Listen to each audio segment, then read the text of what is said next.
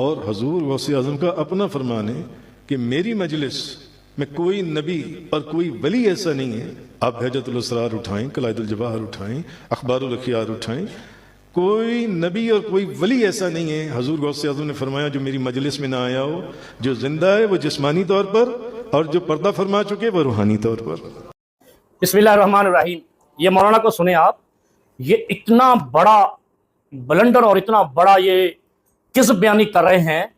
یہ کہہ رہے ہیں کہ سارے نبی اور سارے ولی غوث پاک کی مجلس میں آتے ہیں. انا للہ و انا الیہ راجعون. اور یہ مولانا کہلاتے ہیں اپنے آپ. یہ اولیاء الشیطان ہیں. اور پھر حوالے دے رہے ہیں جی اخبار الاخیار دیکھو، اور جناب بہجت الاسرار دیکھو، اور جناب قلائد الجواہر. اور بھائی یہ کون سی کتابیں ہیں؟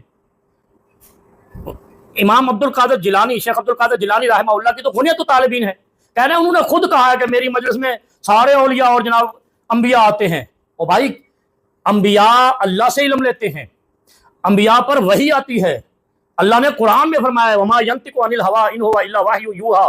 میری اللہ کی طرف سے وحی آتی ہے تو میں بولتا ہوں. اور سارے انبیاء پر جبرائیل علیہ السلام آئے اور وحی آئی. ان کا علم کسبی نہیں تھا، وہ بھی تھا. تو یہ جو شیخ عبد القادر جیلانی کی مجلس میں آتے ہیں وہ کون سا علم لینے آتے ہیں؟ اور شیخ عبد القادر جیلانی کیا انبیاء کے علم کے بغیر کوئی علم دے رہے تھے؟ وہ کون سا علم تھا؟ اللہ کے انبیاء کا جو علم ہے وہ اللہ کا علم ہے. تو گویا آپ یہ کہنا چاہتے ہیں کہ شیخ عبد القادر جیلانی جو علم پھیلاتے ہیں وہ پھر اللہ اور اللہ کے نبیوں کا علم نہیں، وہ شیطان کا علم ہوگا. لیکن ہم ایسا نہیں کہتے. آپ کی بات یہ کہتی ہے کہ انبیاء یعنی مطلب انبیاء مجلس غوث پاک میں آ کر علم حاصل کرتے تھے. وہ شرم نہیں آتی؟ دیکھو اس نے کیسی داڑھی رکھی ہے، کیسی پگڑی باندھی ہے، امت کو دھوکہ دیا ہے اپنی شکل بنا کے. کیونکہ اللہ کے نبی نے تو فرما دیا تھا نا کہ دین شکلوں پہ نہیں اترا ہے، دل پہ تقویٰ ہا ہونا. ان اللہ لا ينظر الى صورکم واموالکم. تمہاری صورتوں کو اور مالوں کو نہیں دیکھتا اللہ، ولیکن ينظر الى قلوبکم واعمالکم. تمہارے دلوں اور اعمال کو دیکھے گا. اعمال یہ ہے کہ یہ کہتے ہیں نبی غوث پاک کی مجلس میں آتے. توبہ استغفار کریں. آپ کلمہ اسلام سے نکل گئے ہیں. کیسے آپ کلمہ اسلام کے اندر ہیں؟ لا الہ الا اللہ محمد رسول اللہ، اشہد ان لا الہ الا اللہ محمد و اشہد ان محمد رسول اللہ پڑھتے ہیں اور کہتے ہیں وہ نبی غوث پاک اور جناب شیخ عبد القادر جیلانی کی مجلس میں آ کر ادب آداب سیکھتے ہیں. نعوذ باللہ من ذالک. کتنا بڑا یہ کفر ہے جو مجلسوں میں بولا جا رہا ہے. نہ کوئی بریلوی عالم بولتا ہے، نہ کوئی سنی عوام بولتی ہے. آوے کا آوا ہی جاہل رکھا ہوا ہے. کتنی بڑی جرت ہے کہ انبیاء کا علم وہ بھی ہوتا ہے، اللہ کی طرف سے ہوتا ہے. جا کر پڑھیے قرآن کو اقرا. کیا کرتے آپ؟ کوئی پوچھتا نہیں تمہیں. اللہ کے علم کو چیلنج کر رہے ہو، اللہ کے نبیوں کو چیلنج کر رہے ہو، اور پھر کہتے ہو کہ ہم نبی کا کلمہ پڑھتے ہیں.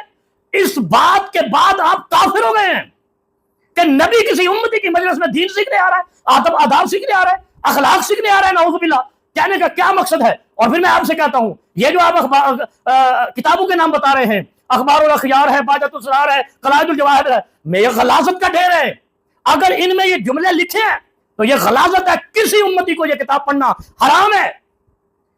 اس لیے کہ حضرت شیخ عبد القادر جیلانی نے تو غنیت الطالبین لکھی ہے.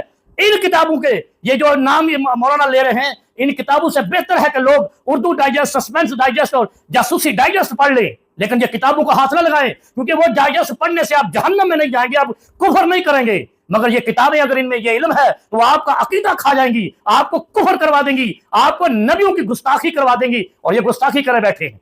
یہ گستاخی ہے رسول اللہ صلی اللہ علیہ وسلم اور سارے انبیاء کی.